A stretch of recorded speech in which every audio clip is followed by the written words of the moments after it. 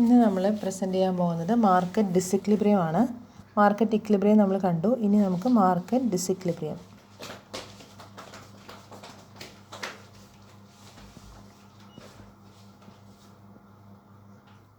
Market ഡിസിക്ലിബ്രിയത്തിലും ഇതുപോലെ തന്നെ രണ്ട് കണ്ടീഷൻ നമുക്ക് വേണം. ആ രണ്ട് കണ്ടീഷൻ എന്ന് പറയുന്നത്, ഫസ്റ്റ് കണ്ടീഷൻ 1 ആണ്. Price is below equilibrium. Price is below equilibrium. രണ്ടാമത്തെ condition, price is above equilibrium. ഈ രണ്ട് കണ്ടീഷനുമാണ് നമ്മൾ ഇന്ന് ഡിസ്കസ് ചെയ്യാൻ പോകുന്നത്. അപ്പോൾ അതിന് വേണ്ടിയിട്ട് നമുക്ക് ആദ്യം price is below the equilibrium നമുക്ക് എടുക്കാം. അതിനായിട്ട് പ്രൈസ് ഈസ് ബിലോ ആണ് കേട്ടോ നമ്മൾ ആദ്യം എടുക്കാൻ പോകുന്നത്. Price is below the equilibrium.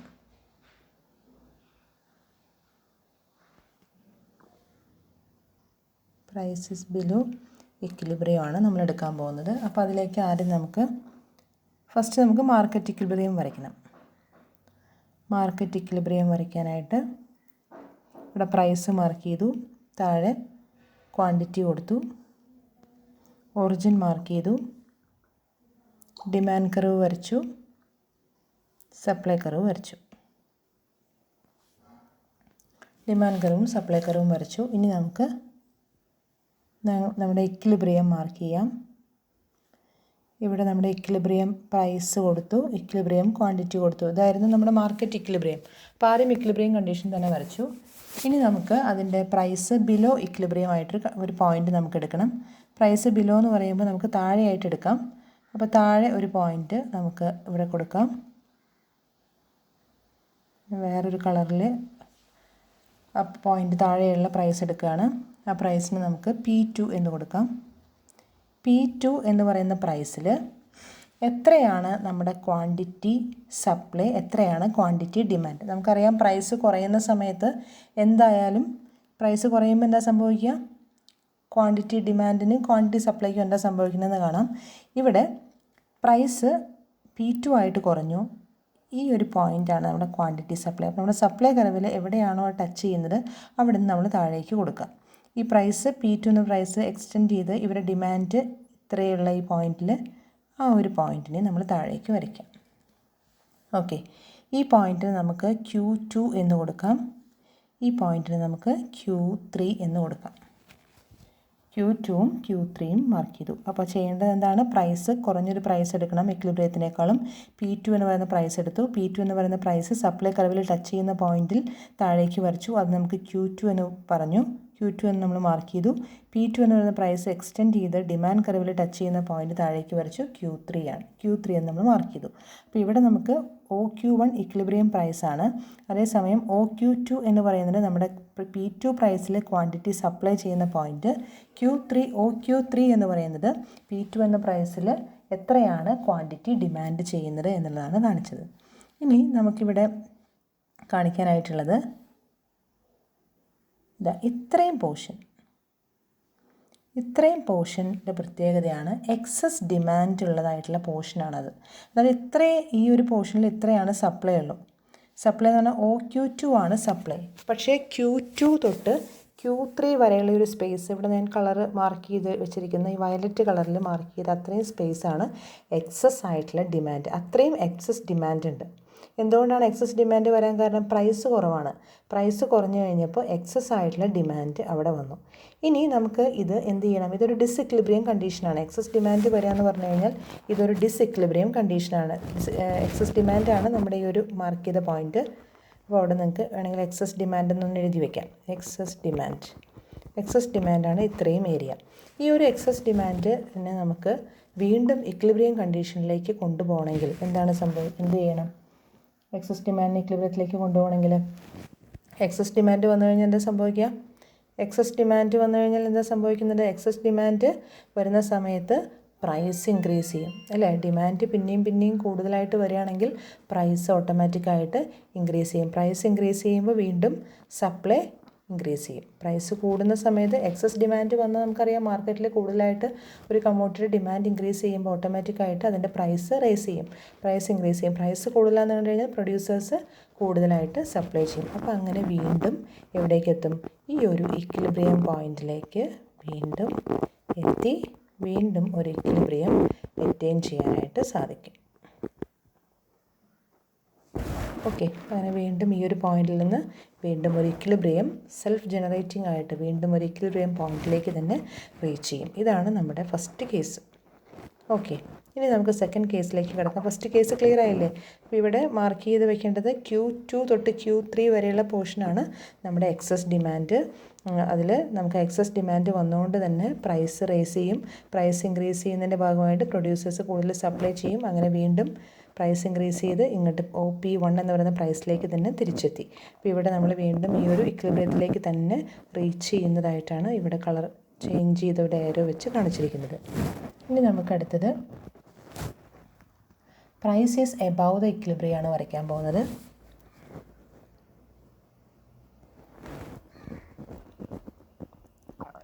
Price is above equilibrium.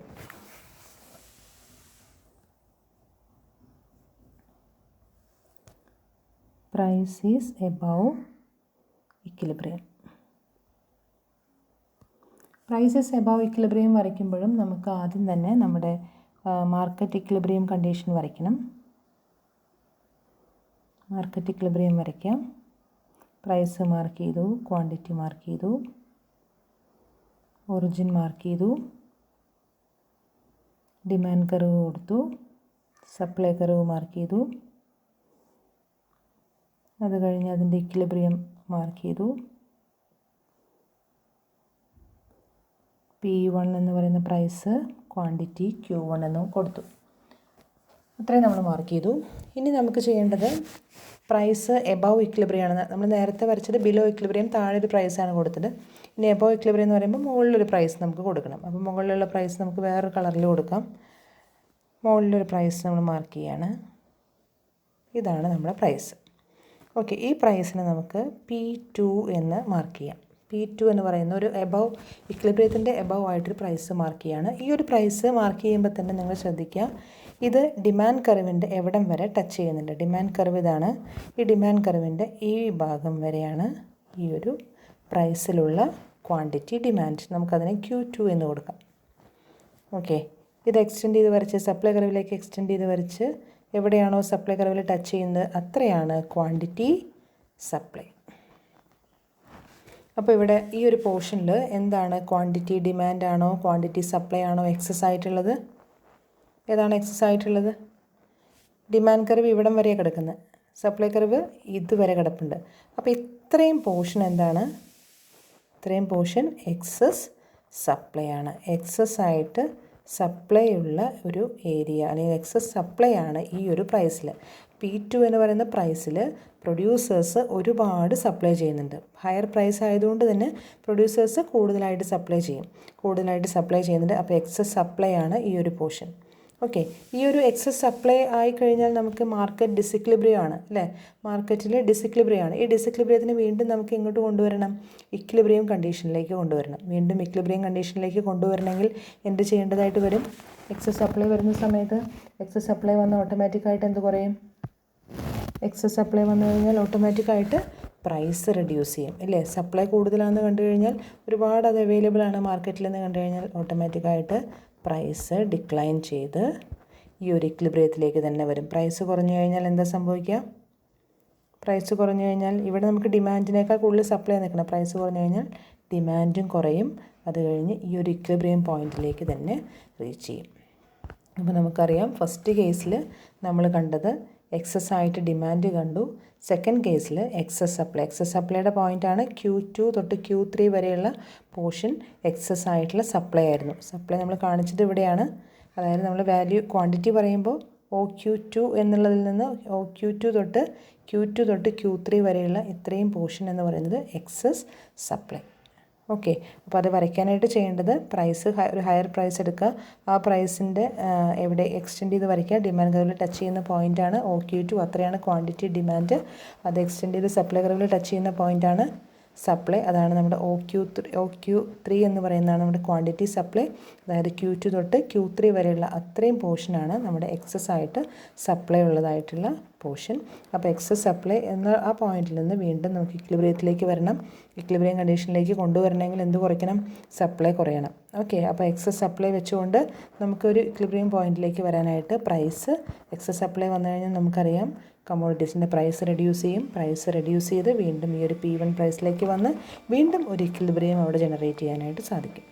Okay, അപ്പോൾ അതാണ് നമ്മുടെ, അപ്പോൾ ഇക്വിലിബ്രിയത്തിൽ വേണമെങ്കിൽ എന്ന് നിങ്ങൾക്ക് മാർക്ക് ചെയ്ത് വയ്ക്കാം. അപ്പോൾ നമ്മുടെ എങ്ങനെയാണ് ഒരു ഡിസിക്വിലിബ്രിയം കണ്ടീഷനിൽ നിന്ന് മാർക്കറ്റ് ഫോഴ്സസ് ഓട്ടോമാറ്റിക്കായിട്ട് ഇക്വിലിബ്രിയം കണ്ടീഷനിലേക്ക് വരുന്നത് എന്ന് പറഞ്ഞു. 2 കണ്ടീഷൻസാണ് ഡിസിക്വിലിബ്രിയം വരിക. ഒന്ന് below the equilibrium, above the equilibrium. അതിൽ നിന്ന് വീണ്ടും ഒരു ഇക്വിലിബ്രിയം കണ്ടീഷനിലേക്ക് റീച്ച് ചെയ്യുന്നത് എങ്ങനെയാണെന്ന് നമ്മൾ കണ്ടു. Okay, thank you. എല്ലാവർക്കും ക്ലിയറായി കാണുമെന്ന് വിചാരിക്കുന്നു. Thank you.